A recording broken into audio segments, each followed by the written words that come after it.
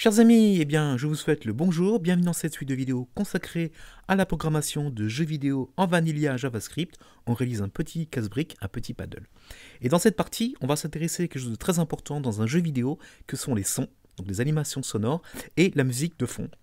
Et donc il faut mettre en œuvre ces aspects-là via les assets. Donc dans les assets de ce projet, vous allez trouver deux répertoires distincts.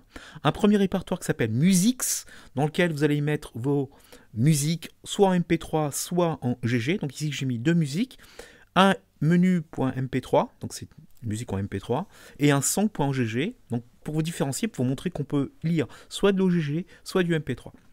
Et on a une musique qui s'appelle menu.mp3 qu'on appellera dans les intro stage et les conclu stage, et un song.gg, c'est la musique de notre jeu. Donc un répertoire où on met les musiques en MP3 ou en AGG, et puis un répertoire où on va y mettre les sons d'animation. Par exemple, lorsque la balle va rebondir dans le panel, on mettra un ball bounce au GG.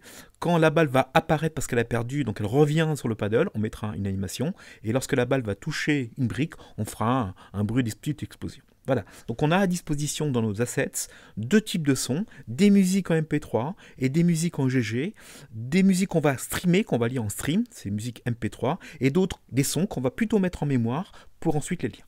Alors intéressons-nous à la chose la plus importante, les musiques de fond.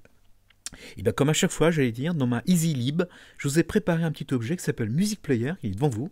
Donc Music Player ici, donc on va faire des exports, donc il export un lecteur de musique qui repose principalement sur du HTML5.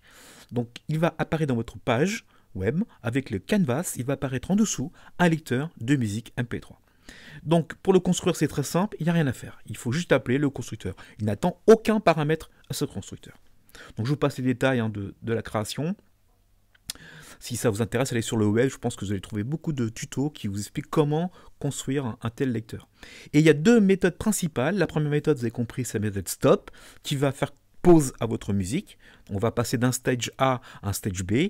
On va arrêter la musique du stage A pour le relancer dans le stage B. D'accord ? On a un lecteur de musique, et c'est le lecteur de musique qui va ensuite lire les différentes pistes nécessaires. Et enfin, la méthode play, qui était asynchrone, parce qu'on va lire la musique est lue en stream, donc c'est une méthode asynchrone, elle est faite en parallèle si vous préférez. Donc play qui dit quoi ? Donne-moi le titre de ce que tu veux, donc le title, vous lui passez ici dans la chaîne de caractères le chemin d'accès à ce titre. Dans volume, par définition et par défaut, il est à 0.5, donc le volume va de 0, mute, jusqu'à 1, et là on est à 100% du volume. Et on précise dans un troisième argument, si vous voulez que la musique soit lue en boucle ou pas, donc loop. Par défaut, si vous ne précisez rien dans le troisième argument, votre musique n'est pas lue en boucle, elle n'est lue qu'une seule fois. Donc si vous voulez qu'elle soit lue en boucle, il faudra préciser loop dans le troisième paramètre, à true. D'accord ? Donc on a un constructeur, une méthode pour faire stop, une méthode pour faire le play. C'est tout. On peut ensuite récupérer et lire à la volée le volume à l'instant T. Donc set volume, c'est pour fixer le volume. Get volume, c'est pour récupérer le volume, bien sûr. Et voilà, donc j'ai un petit lecteur de musique MP3 en HTML5. On va donc maintenant l'implémenter dans notre projet. Que va-t-on faire ? Donc je vous laisse un petit peu chercher comment faire. Je pense que vous avez un petit peu l'idée de ce qu'on va faire. Allez, je vous laisse réfléchir un tout petit peu. Comment va-t-on faire pour utiliser un tel objet dans notre projet ? Eh bien, en fait, la réponse est très simple. On va dans le main, et on va créer, comme à chaque fois, comme on avait fait pour le Game Stage Manager, qu'on avait fait pour le G-Input Manager, pour faire l'Assets Manager, on va créer un objet global. Cet objet global sera donc disponible à tous les stages pour mettre ensuite la musique nécessaire. Donc, on va dans le main.js, c'est notre porte d'entrée, notre fonction principale, d'entrée en tout cas. On va importer dans la EasyLib le Music Player, évidemment, sinon on ne peut pas l'utiliser. On va ici créer tout de suite, après avoir récupérer les références de canvas, on va créer un objet qu'on va pouvoir exporter. Donc je fais export, const, G pour dire qu'il est global, music player, c'est un new music player. Voilà, je dispose maintenant pour tous mes stages d'un objet global qui s'appelle G music player. Comment utiliser cet objet dans le game stage ? Eh bien, allons dans le game stage. Dans le game stage, je vais importer le music player. Donc ici, j'importe de mon main.js le G music player. Il faut maintenant l'utiliser. Donc la fonction principale pour l'utiliser, c'est de faire que en enter, donc pensez, on construit le game stage, la première méthode qui va être employée, c'est le onEnter. Donc c'est onEnter qui va être responsable de mettre en place la musique pour qu'elle soit lue. Donc il va faire quoi le onEnter ? Et bien l'ordinateur va prendre gMusicPlayer, .play, donc joue. Quelle musique? Eh ben, va prendre la musique qui est dans la racine, puis tu vas dans le Assets, puis tu vas dans le répertoire Musics, et tu vas trouver quelque chose qui s'appelle song.ogg. Eh bien, c'est cette musique-là que le lecteur MP3 va lire. On met un son de volume 0.5, et on veut qu'elle soit lue en boucle, donc on précise en troisième argument, true. Il va automatiquement apparaître un lecteur, il suffira d'appuyer sur la petite flèche play pour qu'elle soit lue. D'accord? Donc j'ai dans ma page web un lecteur disponible pour lire potentiellement la musique que je vais passer en argument ici. Et bien sûr, on pensera à éteindre le lecteur lorsqu'on finira notre stage. Quand on passe du stage A au stage B, il faut maintenant dans le stage A arrêter la musique. Et bien la méthode onExit, qui sera la méthode qui sera exécutée en tout dernier lieu, et bien onExit va dire gMusicPlayer, arrête-toi. Et le prochain stage, lui, il va faire quoi? Il va faire un play et les choses vont se lancer. Voilà. Donc, si je ne me suis pas trompé, si mon objet fonctionne correctement, on va lancer une page HTML, on va lancer le projet, il va apparaître un lecteur, et ensuite, en appuyant sur la petite flèche play, la musique doit apparaître. On lance le live server, et voilà ce qu'on obtient dans la page web. Donc, on retrouve le titre, le canvas, et regardez ce qu'on a tout en bas. On a un lecteur de musique MP3 classique. Et ici, on retrouve les commandes classiques. Donc, si j'appuie ici, la musique doit apparaître. Effectivement, la musique apparaît. Donc on peut régler ou faire mute au son. On peut ici jouer sur le son et ici faire des avances rapides ou lentes. Donc on vient de intégrer dans notre projet, dans notre page web, un lecteur MP3. Il suffit maintenant de mettre la musique en place. Donc c'est comme ça qu'on mettra la musique en jeu. Et à chaque nouveau stage, le lecteur sera ici disponible avec la musique à demeure. Intéressons-nous maintenant aux animations sonores. Donc là, c'est un petit peu différent. Autant la musique de fond était lue en manière streaming, était streamée, autant les sons qu'on va émettre là, on faut les mémoriser en mémoire. D'après vous, comment faire pour garder en mémoire le son?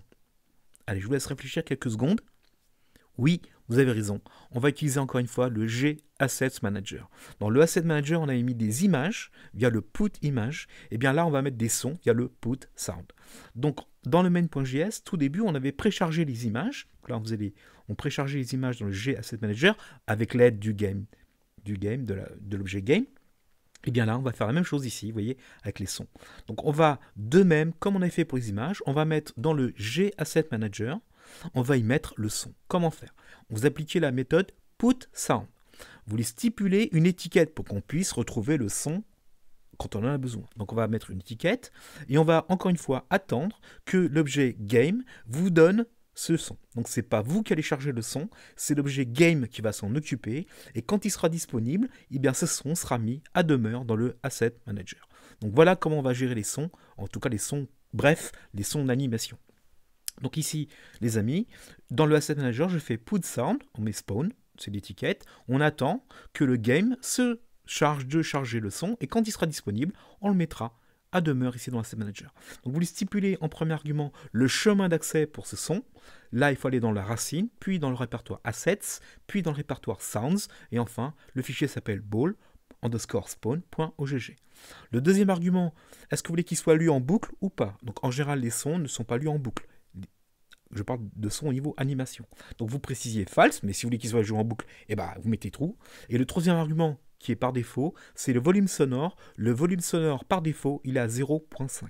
Donc si vous stipulez un troisième argument, il faut mettre un nombre entre 0, mute, jusqu'à 1, 100% de volume. Donc en général, c'est ce qu'on fait, on met un moitié de son, on met 0.5.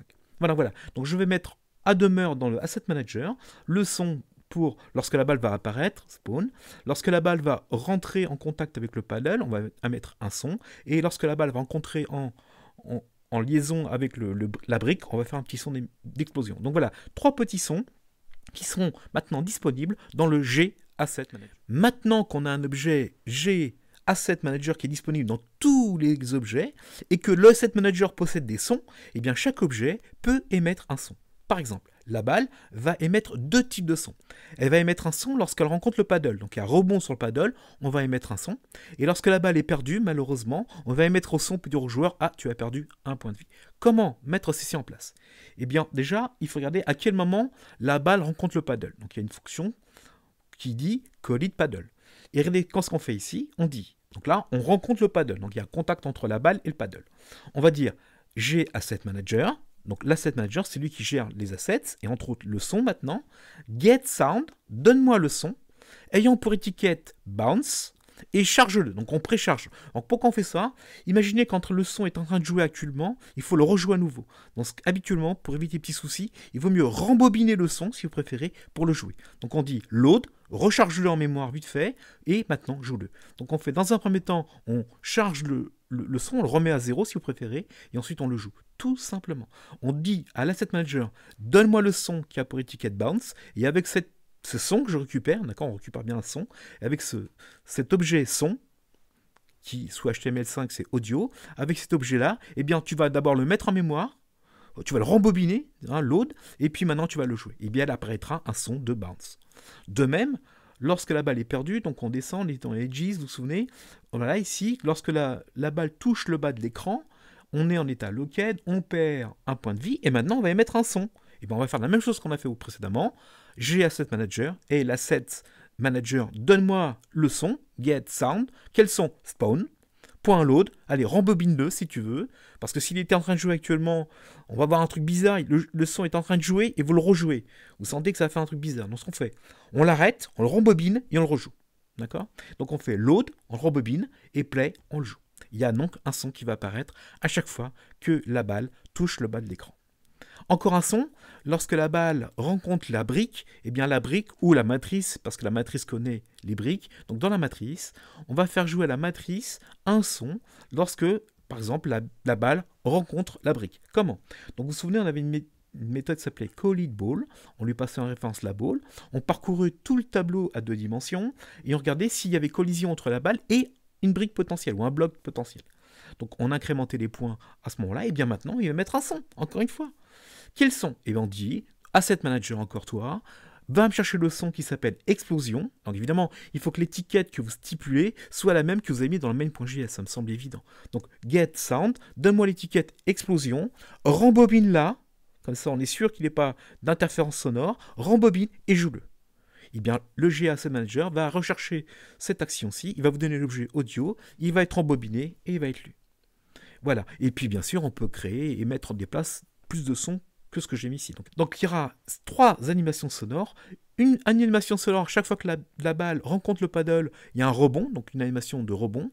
Chaque fois que la balle quitte l'écran vers le bas, il y a perdre une point de vue. Hop, une animation sonore pour dire au joueur, ah tu as vu, tu as perdu. Et chaque fois que la balle rencontre un bloc ou une brique par rapport à la matrice, on va émettre un petit son. Lançons la chose. Donc lançons le web serveur et voilà ce qu'on obtient. Donc là, j'ai éteint la musique, mais bien sûr, la musique est toujours disponible. Donc on va l'éteindre pour pas qu'il y ait trop d'interférences entre le discours que j'ai et la musique par rapport à l'ordinateur. Et maintenant, on va avoir des animations sonores qui doivent apparaître. Donc on lâche la bille, vous voyez. Voilà. J'espère que le son passe pas trop mal. Ok, on y retourne.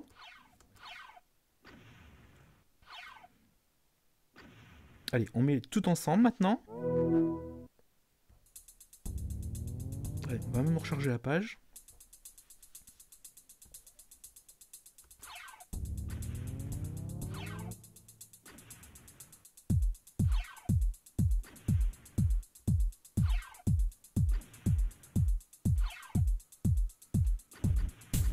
Allez, on va perdre pour qu'on puisse aller dans le conclude stage. Oh, bien sûr, vous n'êtes pas obligé d'utiliser les musiques que je vous ai mises, vous pouvez mettre les vôtres, il n'y a pas de souci avec ça. Il faut juste que vous stipulez bien l'étiquette par rapport à l'asset manager, c'est important.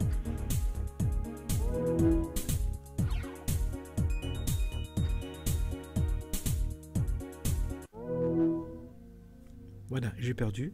Et théoriquement, il y a encore une nouvelle musique qui est apparue. Voilà. Eh bien, on est quasiment prêt pour la fin du projet. Il nous reste une petite chose à implémenter, c'est l'intro stage. Merci pour votre écoute et à très bientôt.